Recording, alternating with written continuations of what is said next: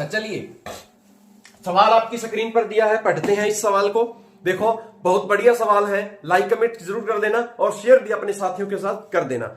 19,000 रुपए में साधु भाई नाम के व्यक्ति हैं जो साधु ने 19,800 रुपए प्रत्येक 2 गाय खरीदी। कितनी गाय खरीदी? 2 गाय खरीदी। अब भाई साधु जी ने क्या खरीद ली?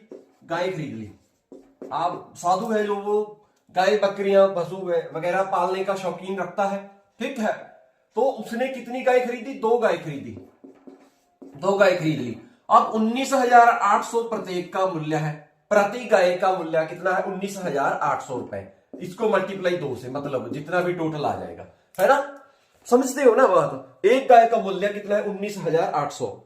बेची, सॉरी खरीदी नहीं, बेची। 19,800 रुपए में 2 गाय बेच दी, प्रत्येक 2। पहली गाय भी 19,800 में बेच दी, दूसरी भी 19,800 में बेच दी। अब आगे कहता क्या है कि पहली गाय पर उसको 10% का लाभ हुआ। एक गाय पर उसे 10% का लाभ हो रहा है, तो वही कहता है कि दूसरी गाय पर उसको 10% की हानि भी हुई। एक गाय पर उसको 10% की क्या हुई भाई? हानि हुई। तो पूरे लेन देन में उसका क्या बताना है हमें? लाभ या हानि प्रतिशत बताना है। सबसे पहली बात बता दूं, नोटबुक पर नोट कर लो, जब भी इस तरीके का प्रश्न आ जाए कि जिसमें सेम लाभ हो सेम हानि हो, यानी 10-10 हो, 5-5 हो, 12-12 हो, 15-15 हो, तो आपको करना क्या है? जब आपको एक ही मूल्य की 2 चीजें बेचनी पड़ती हैं और उनके ऊपर सेम लाभ और हानि होता है, चाहे 10-10 हो, जैसे यहां पर 10 ही लाभ हुआ, 10 ही हानि हुई, तो वहां आप कौन सा तरीका लगाओगे?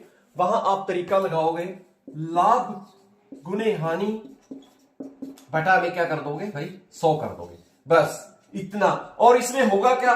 सीधी सी हानि होगी। क्या होगी भाई? हानि प्रतिशत होगी।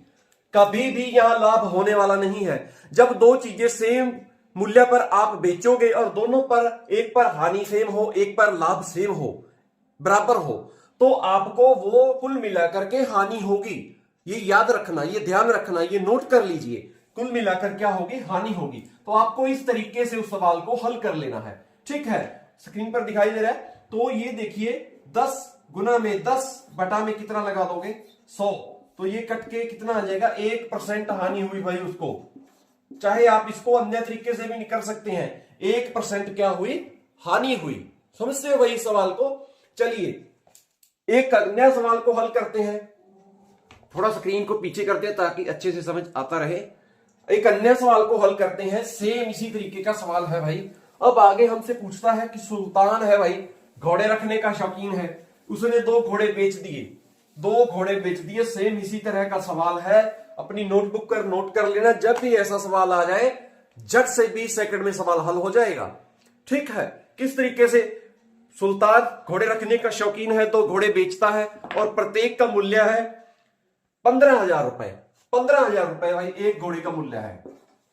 महंगे घोड़े होते हैं भाई, अरबी घोड़े तो बहुत महंगे होते हैं, लाखों रुपए में उसकी वैल्यू होती है ना। 15 रुपए में प्रति घोड़ा है जो, ठीक है। अब 2 घोड़े हैं तो 15 गुना में 2 हो जाएगा, ठीक है। वैसे इसका तो हमारे पास कोई है ही नहीं। अब पूछता क्या है कि एक घोड़े पर उसको 15% हानि हुई, एक पर 15% लाभ हुआ। 2 घोड़े उसने बेचे 15,000 रुपए के, एक पर 15% लाभ हुआ, एक पर 15% हानि हुई। मैंने आपको बोला कि दोनों का सेम मूल्य हो, जब बेचना हो दोनों का मूल्य सेम हो, दोनों पर लाभ प्रतिशत और हानि प्रतिशत सेम हो, तो आगे पूछता है कि पूरे लेन देन में उसको हानि या लाभ हुआ बताइए, प्रतिशत में बताइए, जो भी हुआ। तो मैंने आपको बोला कि जब भी इस तरीके का, इस फॉर्मेट का प्रश्न आता है तो हमेशा हानि ही होगी। दोनों का मूल्य सेम बेचा गया, दोनों का लाभ और हानि बेचने पर सेम हुआ, तो हमेशा उसको हानि प्रतिशत होगी। अब हानि प्रतिशत निकालने के लिए हमने आपको बताया था, हानि प्रतिशत निकालने के लिए हानि गुणा लाभ बटा में 100। अब 15 एक पर हो रहा है, दूसरे पर भी 15 हो रहा है, ये हानि लिख लीजिए, ये लाभ लिख लीजिए और बटा में क्या लगा दीजिए? 100। तो 15-15 या 225 होता है भाई, बटा में 100, है ना। तो ये पूरी हानि प्रतिशत उसकी कितनी आई? 2.25%, ठीक है भाई। उसकी हानि प्रतिशत में कितनी आई? 2.25%। ओके, समझते हो?